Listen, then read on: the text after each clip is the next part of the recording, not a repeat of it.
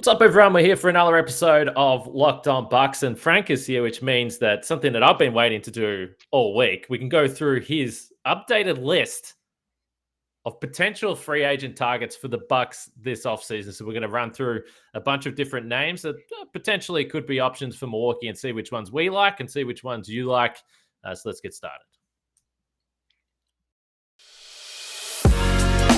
You are Locked On Bucks, your daily Milwaukee Bucks podcast, part of the Locked On Podcast Network, your team every day. Welcome to Locked On Bucks. I'm your host, Kane Pittman. You can see and hear me on this show Monday to Friday. Also find some Muller work over at ESPN alongside me. He's the founder of brewhoop.com and a longtime voice of the podcast, Frank Madden. We always thank you for making Locked On Bucks your first listen of every day, particularly during the off season. But we are actually only a week away from the draft, which feels kind of crazy. It's happened quickly. We're sitting here right now, Frank. We were just discussing this. The Warriors are the champions, which I guess means the Bucks officially aren't defending champions anymore. That time has come and gone. I think we're probably happy with the result. The good guys won in the end. Is that fair to say? Well, at a minimum, the bad guys lost. That's right. You know, let me first make an admission, Kane. Yes. I feel like, I probably come across as like a mild-mannered. I think I'm a nice person. Yeah, of course. That said, when it comes to really any fandom, but especially basketball fandom, because I am obviously a basketball fan more than any other sport. I have just like if you're not the Bucks, generally speaking, I'm a freaking hater. Player haters ball from Chappelle's show. Put the top hat on me. I'm a hater. This probably isn't very healthy, but probably a disproportionate amount of my time thinking about basketball when it's not about the Bucks is rooting against like the rivals of the Bucks, which is kind of like the usual suspects in the Eastern Conference, right? Like I don't worry that much about the Western Conference, although I kind of picked up a distaste for the Phoenix Suns after the finals last year. But yeah, I think we were probably talking about it before the playoffs, right? Like who would you not mind seeing win if it's not the Bucks? Like who would you be okay with coming out of the East? And it's like, well, especially because I lived in Boston for 15 years, like I came to hate the Celtics like very strongly from that. And then the fact that the Bucks lose to the Celtics in the playoffs this year, and just like Marcus Smart, and we had 7 games with the Celtics. Like it's hard to like not dislike a team after you kind of go through that. So I was like, anybody but the Celtics. I usually am like that. I was definitely like that this year in the playoffs. And the Heat, I've always generally disliked as well. Obviously, the Bucks lost to the Heat in the bubble, which kind of started that. Now, obviously, wiping them out in the first round last year, kind of like, Finished the season 53 and 29. That's first place in the Eastern Conference. Wow. Why is my thank you to Siri. Why is my Siri rubbing it in that the Heat were the first? We've moved on from the standings, Siri. Yeah. Okay, we're into the off season, but thank you for the update. So I root against the Heat. I absolutely root against the Sixers. And I would say this too, like there's sort of the like teams that are rivals of the Bucks, and there's also the like players who are rivals of Giannis in terms of like kind of like the historical pecking order, MVP races, things like that. So I don't mind Jokic at all actually, but I feel obligated to root against him during the regular season just because I again want the Bucks to Giannis to be an MVP again, blah blah blah. Especially root against Embiid because is Embiid that likable?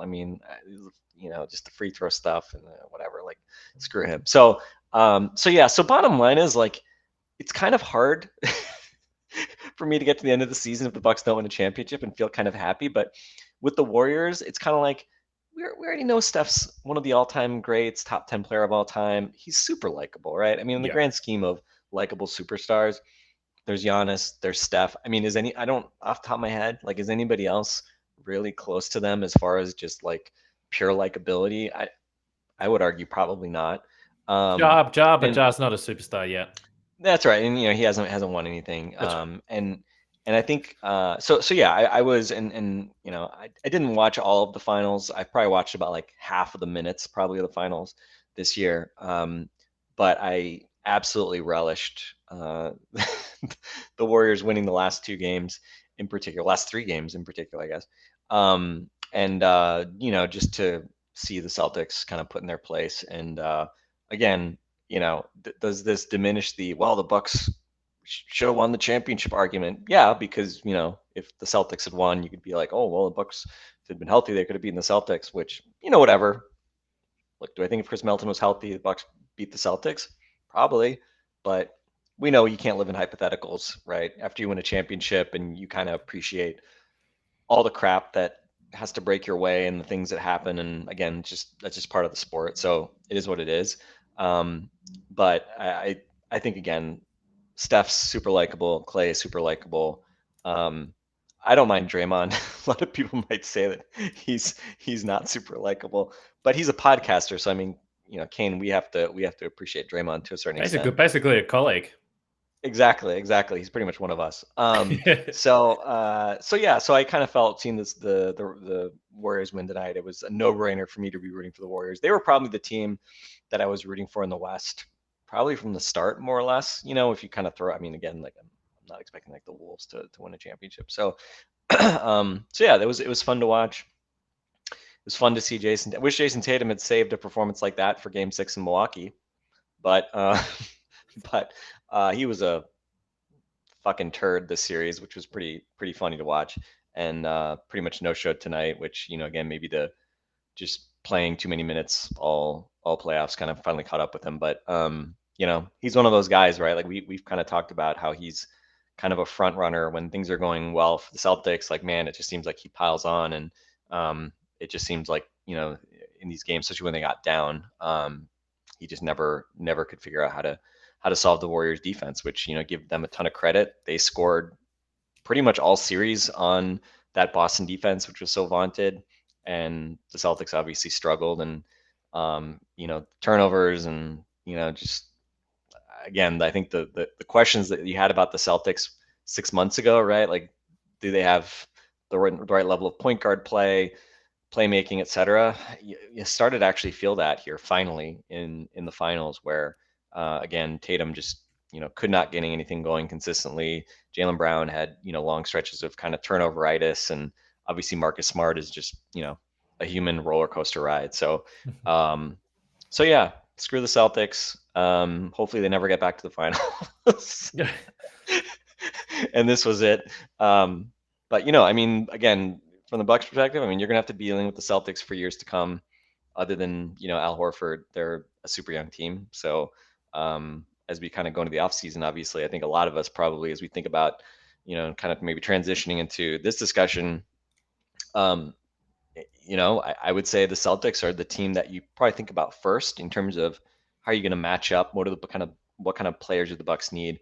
How do the Bucks need to change stylistically? What do the Bucks need to be able to do to come out of the East and ultimately try to win another championship next year? Celtics are not the only team, obviously, in the East, but I think if you build a roster that can score on and defend and beat the Celtics, I think you probably have a roster that can beat Miami, a roster that can beat Philly. And again, I don't really spend much time worrying about the West because only one of those teams can ever come out, and you have to play them in the finals. But again, I think even the Warriors, obviously, I don't think the Warriors are like infallible, right? This was not the KD, Steph prime Warriors that just kind of destroyed everybody. And again, even those teams had a couple bobbles. So yeah, it's all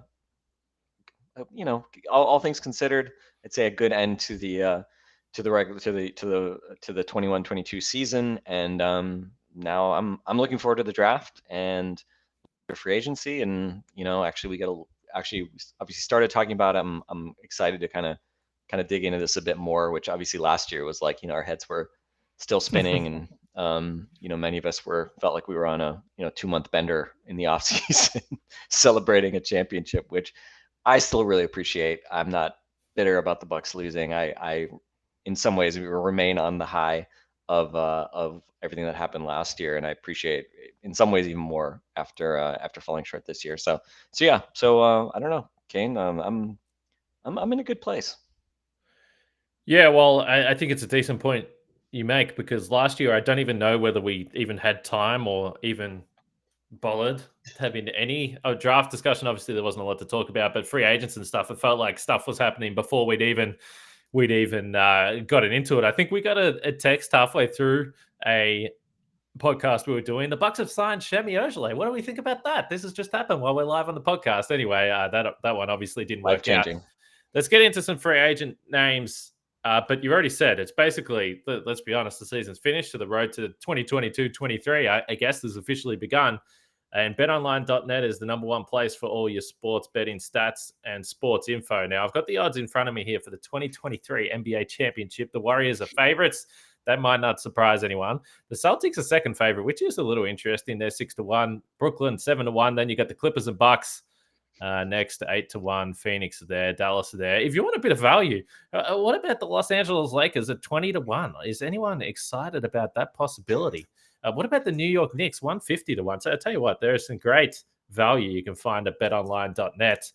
Go on there and check out all the odds for next season. It's they also have different sports, whether it's the Stanley Cup that you want to get into, NFL, obviously, starting to, I guess they're practicing or whatever they do in the off season. So shout out to those guys. But head to the website today or use your mobile device to learn more about the trends in action. That's BetOnline, where the game starts. And I mentioned the listener survey we've got. Go check it out.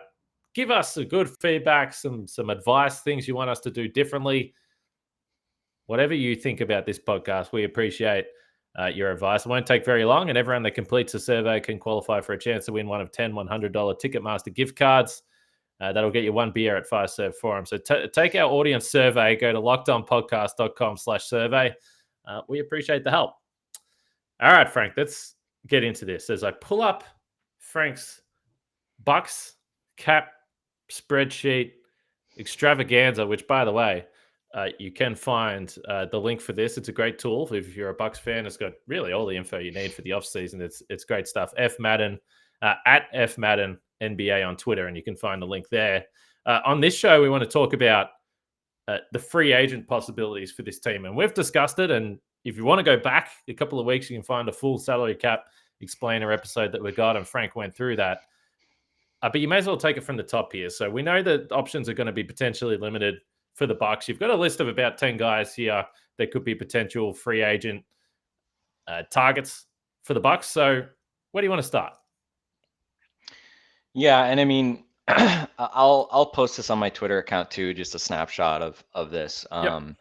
You know, first off, I don't have any restricted free agents in here just because they just don't tend to change teams, and the most the Bucks can offer somebody is going to be the taxpayer mid-level, which is going to be $6-point-something million starting salary. So it's just not a whole lot to tempt a really worthwhile player who's a restricted free agent. Certainly not to the point that you'd expect a good team not to immediately match it. So focusing on the unrestricted free agents, obviously there's some guys who have options who have to make decisions before the end of the month. And we'll get into kind of the trade targets. The trade targets might be more interesting. The downside is, although require you to ship out, either Grayson Allen or George Hill, which again, I understand most people are probably going to say like, sign me up, right? Whatever. But to get somebody who's actually good, you're gonna have to give up, contracts. And Grayson Allen, I think, can play right now. Can he be a consistent guy who helps you every playoff series? Maybe not. But I think that's kind of the reality of most role players, even solid role players, is like some series they're just not going to be useful at all, right? I mean, we saw that with Bobby Portis last year. It happens, I mean, the stars are the stars because they show up every series, game to game, consistency, and role players in the playoffs, I think, are just much more of a mixed bag. So I think looking at the free agents, I'll read off the list here just so people know. Like, again, this was kind of my perusing the list, and similar to, I think, when we talked about the draft and kind of off-season needs, there's really two archetypes of guys that I have on my list for the most part.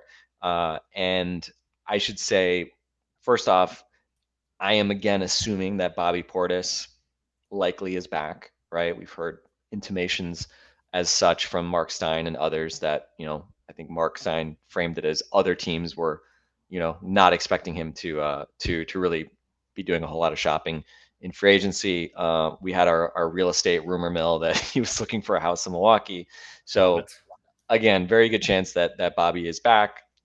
I think would make us all happy in our heart of hearts if Bobby Portis is back. And again, I do think also Pat Connaughton will be back, but as we saw in the Celtics series, the Bucks are basically one injury away from being very, very, very thin on the wing. And so I think targeting either a shooting guard who can slot in for basically the Grayson Allen / Wes Matthews spot and hopefully give you a more consistent, maybe a little bit more offense while still giving you maybe not kind of the defense that Wes Matthews gave you, but still more than Grayson Allen, let's say. That's certainly one thing that you'd be looking for. And then I think the other kind of archetype is maybe not like a pure power forward, and again, not like a big man, since I just don't think there's going to be minutes with Bobby, Brooke, and Giannis presumably back. Again, can you take a flyer on a center or something like that just to have? Sure, but you're not going to go spend your full mid level to get a guy that probably isn't going to play much or at all in the playoffs, right? Serge Ibaka. To be clear, I don't think Serge is getting $6 million from anyone, but obviously they give up a lot of assets to have him not be a factor in the playoffs. So everybody I've got on my list is pretty much a 2-3 or a 3-2, or a guy who is kind of like what I would say like a combo forward, a guy that could play in again the small ball lineups with Giannis at center and give you at least either the defensive switchability and versatility that you want, or maybe a little less defense but some shooting. So as far as the free agents go, the list I had, and ping us if we think we missed anyone, the list I had was Gary Harris, Otto Porter Jr., NBA champion Otto Porter Jr. That's right. Hit some big Nicola, shots. Nicola Batum, Bruce Brown, Derek Jones Jr., TJ Warren, Stanley Johnson, Daniel House, and Thad Young. And pretty varied group there in terms of age, again, in terms of kind of position. Maybe I'll start with kind of with the top of the list. And again, I'll start with the guys who I think the challenge for the Bucks is they can only offer the taxpayer mid-level. So if you told me that Gary Harris, Otto Porter, Nicola Batum, even Bruce Brown, Derek Jones Jr., and TJ Warren, that all of them got a little more than the taxpayer mid-level, I wouldn't be shocked by that. I think some of those guys will come in at the taxpayer mid-level or perhaps slightly below that. I think some of these guys could get like Gary Harris, Bruce Brown, maybe even Otto Porter Jr. I mean, some of his kind of defensive versatility, in a kind of high leverage situation, maybe became a little questionable after the finals. But those guys could be full mid-level guys. I'm not going to sit here and tell you that like, oh yeah, $6 million from the Bucks will get Gary Harris Jr. Gary Harris. I don't know that. So there may be some optimism in this. But again, there's at least some guys that like, maybe depending on how the market works out, maybe there are guys that you can target there. And again, in terms of what that contract might look like, if you're trying to give them the most kind of player-friendly deal, most of these guys, especially the guys who are not like really old, they might honestly only really want like the taxpayer mid-level, like a 1+1 player option type situation. It's because, basically like, well, I'm worth more, but hey, maybe I'll go win a championship and I'll, give myself a player option next year, or I can opt out and try to get more money, right? TJ Warren for sure is a really interesting case because, I mean, he basically hasn't played in 2 years. So he's been super injured. Really intriguing guy, was incredible in the bubble, just a pure scorer, bucket getter. Again, defensively, like how's he going to look in, the East Finals or the finals playing against high leverage minutes? That's, I would say, a big question. But also, if you're looking at a Bucks team that obviously lacked bucket getting, especially when Chris Middleton got hurt, that could be interesting. So that's kind of the group that I had. I would say Stanley Johnson, Daniel House, Thad Young. Those are the guys that I'm not sure those guys are going to get like full taxpayer mid level. again, probably like Stanley Johnson. I think he actually looked good against the Bucks, so I'm a little hesitant to kind of overweight that. But again, big wing, um, had some nice moments for the Lakers. Never became the scorer that people hoped he was when he was, I think, the 8th overall pick. Daniel House had some moments for the Rockets and kind of disappeared and then resurfaced last year. Again, those two guys, they're not old, but again, are they going to get tax-free mid-level money? I don't think so. So those guys might be kind of more like the value bin type shopping options. And again, we'll see if the Bucks would have any interest in those guys. Remember when we thought Stanley Johnson was coming to Milwaukee in the Thon Maker trade? Yeah. And then Thad Young is interesting because he's so old. He's so old that, like, is he going to get multiple years from somebody? Like, maybe, right? But is somebody give him like 2 years in like the tax for mid-level? Like, I don't know. And again, he kind of comes and goes as a shooter. He's a pretty good passer. Was really good for the Bulls a couple years back, but then didn't really play much for the Spurs, and then was kind of for the Raptors last year. But I mean, he did play. He did play in the playoffs. Didn't really distinguish himself from what I saw really against the Sixers. So again, I don't think there's a obvious home run here, at least that you could get for taxpayer mid-level money. But let me put it to you. I mean, again, Gary Harris, Otto Porter, Nicola Batum, Bruce Brown, Derek Jones Jr., TJ Warren, Stanley Johnson, Daniel House, Thad Young. Do any of those or multiple of those guys kind of pop for you? Like, again, if you're John Horst and you're optimistically calling agents only when the free agency window begins, not a minute sooner, where would you kind of start with that group? Yeah, maybe just because I've just watched him, and again, yeah, maybe there was some defensive question marks. But Otto Porter Jr. literally did have some good moments this season, and I did 20 minutes ago watch him hit several big threes in big moments when it looked like Boston were making a run. So that's pretty close in my mind right now.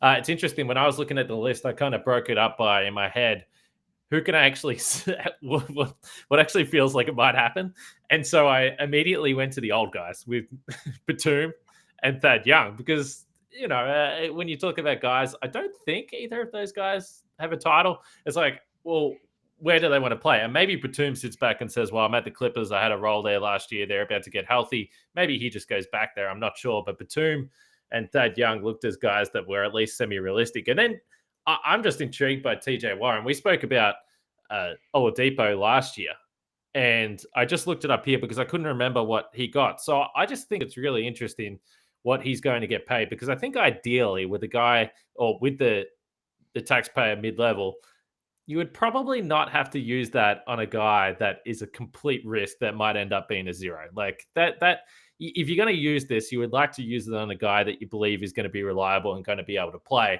Oladipo, if this is right, I just looked up on Spot Check. Looked like he signed a $2.6 million deal last year. So I'm fascinated. If you could convince TJ Warren, or if you were fortunate enough to get him on a deal that was that cheap, then I'd take it absolutely without hesitation, because I know it was the bubble. I know it was weird. But he can score. This guy can score, and he's got size. And I do generally trust the Bucks medical staff has had a pretty good history over the recent seasons anyway. We might never know what's going on with players, but they've got a pretty good history of keeping guys healthy or getting guys healthy. And I don't know. It's not exactly a great comparison, but Miami did take a risk with a guy like Oladipo. He'll probably sign back there. He's a free agent. I was gonna say, like, you could. I didn't put Oladipo on this list. You very easily could. We know that he has a relationship with Giannis.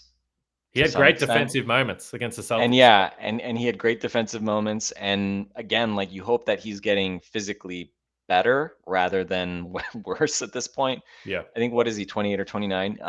And again, I think it's really just a question of, like, his offense just, really comes and goes. But that's probably the part that you would say that's kind of the upside bet with Oladipo, is maybe it comes back and maybe he just needed kind of get, this few months of getting his legs under him, and then maybe he's going to be a lot better next year.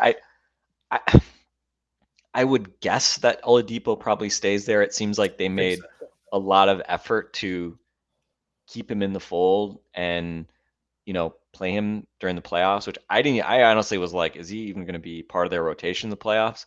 So I think that's a really interesting question for Miami, is, They have Strus, who's a free agent. I don't know if Gabe Vincent's a free agent or not, but they have Duncan Robinson making $18 million a year and not playing in the playoffs. So they have a really interesting situation as far as like how they kind of manage that those kind of guards wings. And I think probably the most interesting question is just like, if when they're talking to Oladipo about next season, what's the expectation? Like, are they telling him like you're going to be our starting shooting guard? Because obviously Duncan Robinson doesn't seem like he's in Spo's good graces. Max Strus starting, like, is that really going to be just a thing moving forward, or maybe they tell Oladipo, hey, you go into camp as the presumptive two guard? Because I think that would probably be He would start for the that's Bucks. that's what I'm getting at. Like, if it's not clear like what his role is in Miami, and the Bucks come to him and say like, hey, look, we can only offer you the taxpayer mid-level, but we can offer you a 1+1. If you kill it, you get back out on free agency, and we'll try to offer you more money, but worst case scenario, you go and get a big payday elsewhere. That is the Bucks pitch. And again, I think just the question is like, Oladipo probably feels like, hey, these guys believed in me and stuck with me, and I get to be in Miami. Like, again, it's not a bad deal. So I agree. I'm really interested to see what they do with him financially. And I mean, I think he technically they have bird rights on him because he hasn't switched teams, even though he, hasn't been on just a single contract. So they can kind of pay him whatever. And I think it's going to be really interesting to see what they do. I mean, I would be fine rolling the dice on a guy like Oladipo, just because even though his 3-point shooting isn't lights out, as you said, he has some upside. And I think defensively, obviously, you feel good that, you actually could put him in there and he's not. I mean, again, it's kind of scary when it's like you're afraid that you're going to downgrade defensively from Wes Matthews, but that's just kind of where we are. So yeah, I didn't have Oladipo originally on my list, but I think he's definitely an interesting guy to watch there. So what about you then? I mean, honestly, I think, and the next podcast we're going to do is the trade targets, and I've definitely got some names from your list that I'm super interested in with the trades, which makes sense. You're trading for guys that probably getting paid a little bit more, and in general, maybe are better players. Is there anyone on this list that you just that would be a clear number one target for you? Gary Harris is interesting because he spent like a few seasons in the wilderness, like where it just seemed like he lost his shot. He gets dealt to Orlando. I guess this was part of the Aaron Gordon deal, and then kind of quietly has a nice bounce back year. Hits 38% from three. Averaged 11 points a game, so it wasn't like he was shooting lights out. But I can't tell you like what was Gary Harris's defense like last year. I can't speak to it, to be honest. I mean, the on-off numbers, they were better with him offensively and defensively, but they were the Magic. So what does that really mean? But again, the idea of Gary Harris is very appealing to me. He's still not even 28 years old. So I think from an age perspective, he brackets in pretty well. Again, like throw Gary Harris in there and say, you're the presumptive starter. I think he, again, should be at least better. He's not like a big guy or anything like that. I mean, he's 6'4". He's not like he's, a guy that you want to put on Jason Tatum as a stopper. But I think, again, with Drew, with Chris, with Giannis, and Brooke, I don't know that you need like an enormous wing or a super strong like West type power defensive wing, right? So I think you have at least a little bit of flexibility, but you do need a guy that I think, again, like you're not going to like just put a target on his back when he's out there with the starters, because he's the obvious weak link and the other team's going to really be able to exploit it. So Harris, I think I mean, he's interesting. Again, I'm a little hesitant just because I don't think any of us have been watching him with the Magic over the past year, but again, just from an age perspective, he's interesting. I mean, there's the pedigree. He used to be good, and I'm really interested to see what they do with him in terms of the contract too, because I mean, let's see, last year, he started 61 games. He started 30 games, so he didn't start all the games. But Orlando is kind of in like a bit of a weird spot because you look at their guard depth. They have a fair bit of money invested in Jalen Suggs. I mean, more draft capital invested in Jalen Suggs, and they also obviously still have Markelle Fultz, who they're paying a surprising amount of money to. So again, and they have Cole Anthony, who I don't think. I mean, he was shockingly solid last year, but he had a good year and he shot 39% from the field and 34% from three. I think he's kind of, to me, probably more of a just Kobe White. perpetual. Yeah, I mean, he's kind of like, to me, like a six-man chucker type guy. Yeah. And so I again, like, I just don't look at that as like he's like the guy for them. But so maybe there's an opportunity there where, again, I fully expect them to take a big man at the top of the draft. But again, is Gary Harris going to start for them next year? I don't think so. Cole Anthony started every game that he played. Jalen Suggs obviously started 45 of 48 games, which had injuries.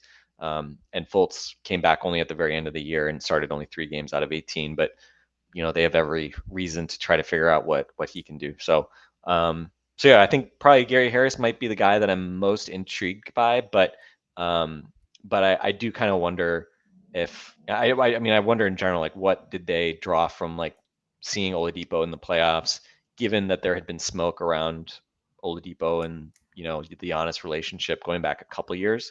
By the way, pretty funny / scary to think back to the offseason when they end up with trading for Drew Holiday, because I mean, there were discussions with the Pacers about basically trying to trade for Victor Oladipo instead. And obviously they wouldn't have given up nearly as much for Victor Oladipo as they did for Drew Holiday, but I mean, they're not making a move for Drew Holiday if they trade for Victor Oladipo. And I mean, one of those sliding doors moments, who knows how close anything really was. But again, we heard at that point, that there was that Giannis relationship. And let's just say I much prefer the idea of, taking a flyer on him now versus having had traded a fair bit for him a couple years ago. Yeah, there's no doubt about that. And again, that's probably the one name that wasn't on the list. Victor Oladipo is potentially someone that might be a random target out there. Make sure you check out the Locked On Ultimate NBA Mock Draft. The picks have been made. Search now for Ultimate NBA Mock Draft and get over 50 insiders, the Odyssey Sports experts, draft experts of Locked On NBA Big Board. The 5-episode Ultimate NBA Mock Draft is already underway.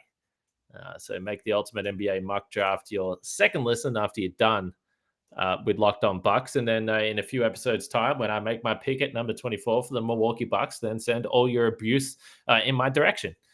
But if the Bucks don't use this pick, or they make the selection that they bundle it up in a trade, there's a number of guys the Bucks could potentially take, and that's what we're going to talk about on our next episode.